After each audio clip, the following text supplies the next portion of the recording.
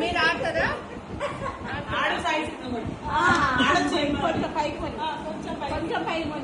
అయ్యో